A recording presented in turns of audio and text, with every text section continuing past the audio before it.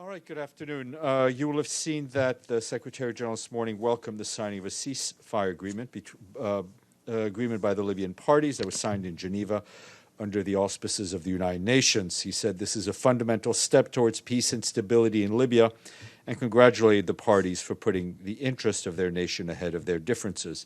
Earlier in the day in Geneva, the acting special representative, Stephanie Williams, said the parties had agreed to all military units and armed groups on the front line shall return to their camps. This shall be accompanied by the departure of all mercenaries and foreign fighters from all Libyan territories, land, air, and sea, within a maximum period of 3 months from today. Her remarks, the SG's remarks, and everybody else's remarks and video has been distributed. Tomorrow is UN Day. Yeah, I know. Such enthusiasm. Our 75th UN Day, in fact, which marks the entry into force of the UN Charter in 1945. In his message for the day, Antonio Guterres noted that the 75th anniversary of the UN falls in the middle of a global pandemic and that our founding mission is more critical than ever. He points out that when the pandemic hit, he called for a global ceasefire and adds that in our world today, we have one common enemy, COVID-19. Mr. Guterres stressed that we must also make peace with our planet and that the climate emergency threatens life itself, adding that around the world we must do more to end human suffering from poverty, inequality, hunger, hatred, and fight discrimination on the basis of race, religion, gender, or any other distinction. On this UN anniversary, he asks people everywhere to join together and stresses that the UN not only stands with you, it belongs to you and is you, we the peoples. That message was distributed. Also tomorrow, in marking that anniversary, at noon, the UN Chamber Music Society will premiere the 75 Years of Love virtual concert. The program will be musically representative at the regional level as a repertoire from all 5 official regional groups of the UN will be featured. The songs chosen will be linked to the message of the UN 75th anniversary. Opening remarks will be delivered by Fabrizio Hochschild, who has been leading our effort to mark the 75th anniversary of the UN, as well as Filippo Grandi, the High Commissioner for Refugees, and Melissa Fleming, the head of the Global Communications Department. The concert will be launched on the official UN YouTube channel, the official YouTube channel for UN 75, as well as other UN and UNHCR platforms. The Undersecretary General for Peace Operations, Jean-Pierre Lacroix, will join the African Union's Commissioner for Peace and Security, Ismail Shergi, on a visit to Sudan together starting tomorrow. Their 3-day visit will seek to further strengthen the important partnership between the UN and the African Union and will focus on joint UN-AU operations in Darfur, known as UNAMID, and its drawdown. In Sudan, Mr. Lacroix and Mr. Shergi will meet with the chair of the Sovereign Council and the Prime Minister, among others, to discuss the overall situation in Darfur and UNAMID's mandate. They will also take part in the 28th meeting of the Tripartite Coordination Mechanism on UNAMID, which takes place on the 25th of October. They will also travel to El Fasher in Darfur to meet with local government representatives. They will hold a virtual town hall with UNAMID staff to thank them for their work in protecting civilians, including in light of the additional challenges posed by the COVID-19 pandemic, in supporting the recently signed Juba peace agreement.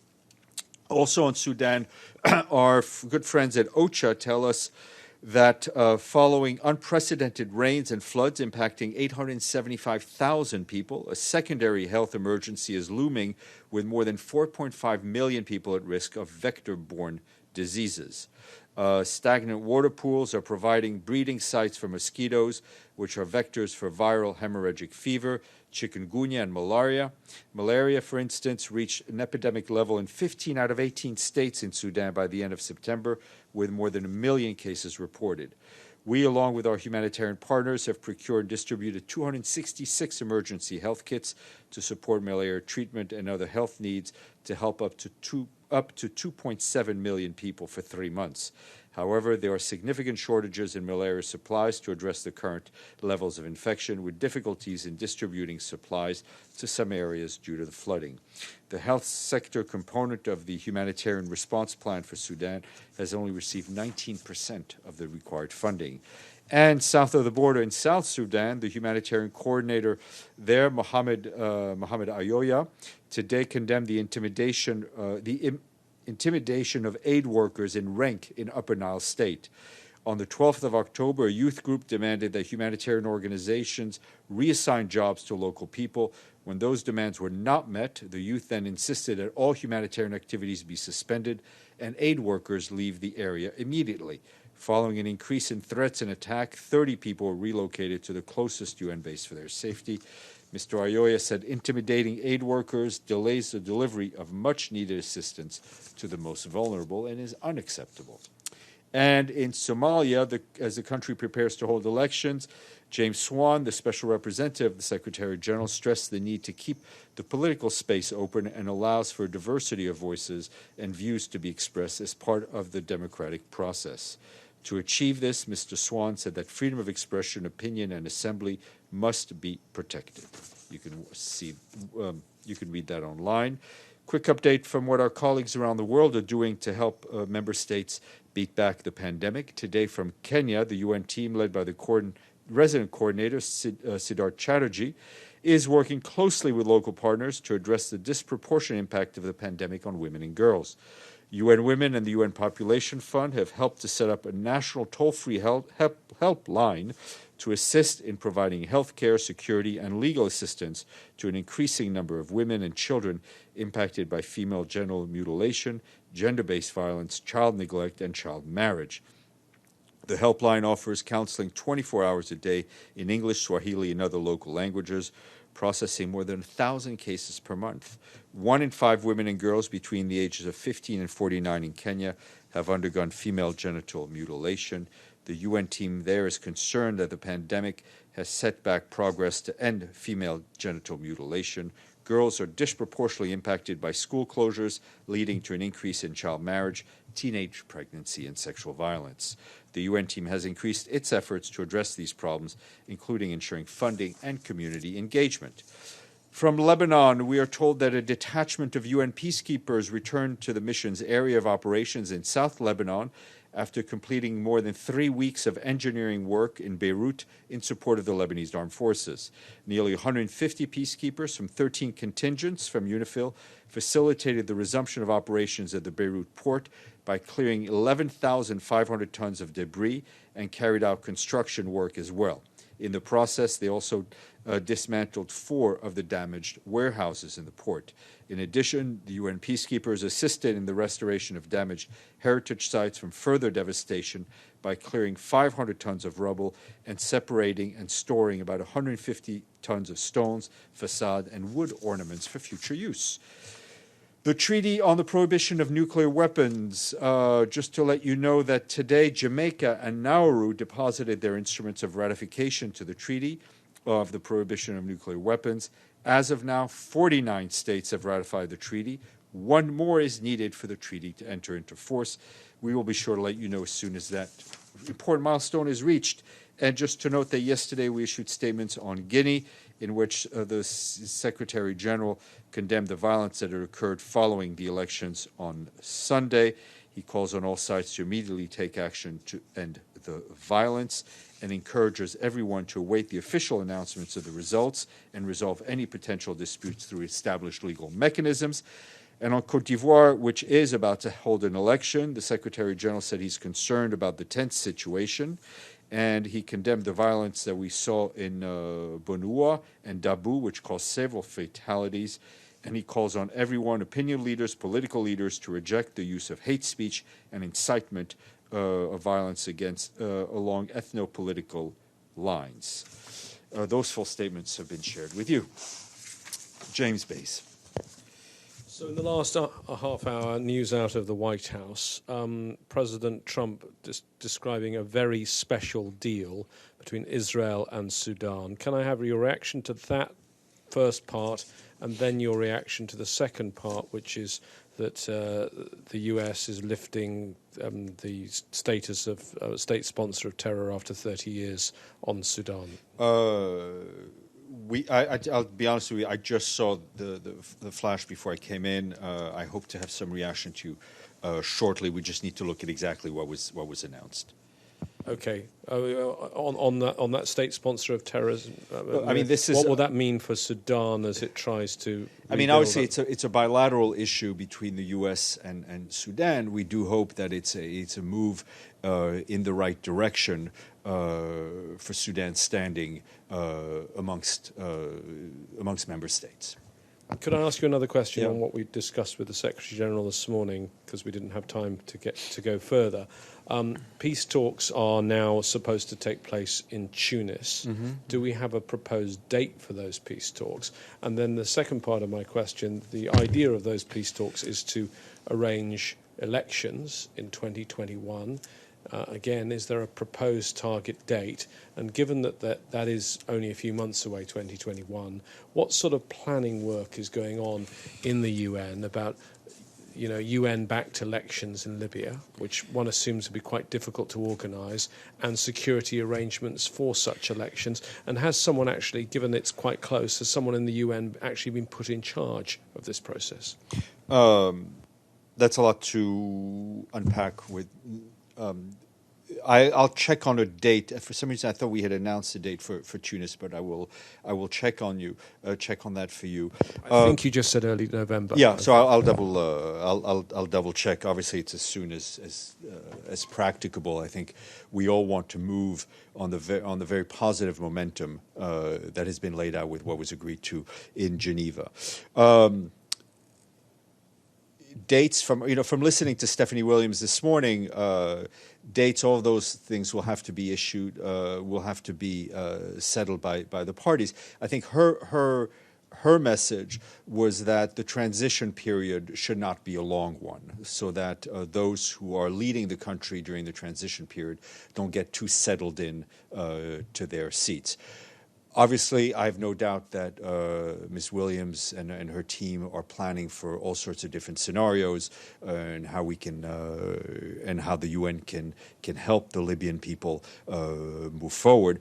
A critical underpinning of that will be the ceasefire, and to ensure that there is no violence on the ground. Ms. Lederer, and then... Thank you, Steph. On one of the other conflicts that the Secretary General is very concerned about, Yemen, is there any update on what Martin Griffiths is doing, possible additional prisoner exchanges, work on the joint declaration? All I can tell you is that I was about to say Mr. Yemen. He kind of is Mr. Yemen. Mr. Griffiths. Mr. Griffiths and his team are continuing their contacts by phone and other means with the parties, and as soon as he has something concrete to announce, he will. Carla, and then we'll go to the screen. Thank you. When, and I hope it'll be soon, the 50th country ratifies the treaty on the prohibition of nuclear weapons, how will that impact countries such as the US, the UK, and France, who said they have not joined, they will not join ever? Will the entry into force have any impact upon the nuclear weapon states? Well, I mean that's a legal that's a legal question. I think people have to look at the treaty. What is clear for the Secretary General is that the initiative of complete ban on nuclear weapons is something that he's always pushed for and welcomed, and he wants to see a world free of the threat of nuclear weapons. All right, Toby, and then we'll go to. We'll go to Mr. Klein. So, Toby, go ahead. Thanks, Steph. It's just a follow-up to the question on the TPNW. Can you comment about pressure being put on signatories and ratifiers of the TPNW by nuclear powers? What do you think about that kind of diplomatic pressure? It's not for me to comment. The Secretary General is not a signatory, so I couldn't tell you about what pressure may or may not be had.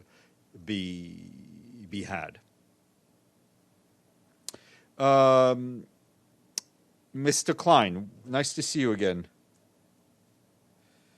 Yes, can you hear me? Yeah, go ahead. Yeah, okay. Actually, James took the primary question that I was going to ask about Sudan. That's okay. On Libya, do you have any more details you could share about specific commitments given by the leadership in Turkey, the UAE, Egypt, France, Russia, Look, in abiding by the arms embargo, and how, what mechanisms does the UN contemplate in monitoring the arms embargo? well, the monitoring of the arms embargo is being done, and the reporting on it by the Sanctions Committee. I would encourage you to read fully what Ms. Williams said in Geneva, and also what the Secretary General added. What is clear is that not only the parties on the ground, but all of those member states who are involved one way or another should work together in the same goal, and that is the goal of bringing peace to Libya, and not of bringing more weapons or more mercenaries or more soldiers to Libya.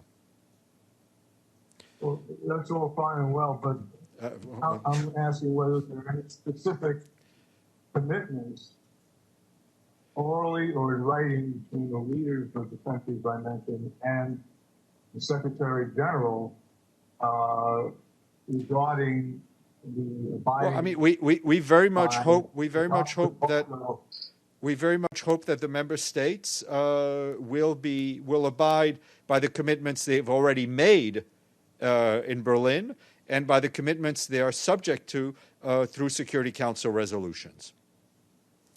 Okay. Any other question? No, unless somebody waves their hands. I will leave you in the hands of Mr. Varma, who will speak to you on behalf of the President of the General Assembly. Have a great weekend. See you Monday, and happy UN Day. Hope you all tune into the Concert of Love.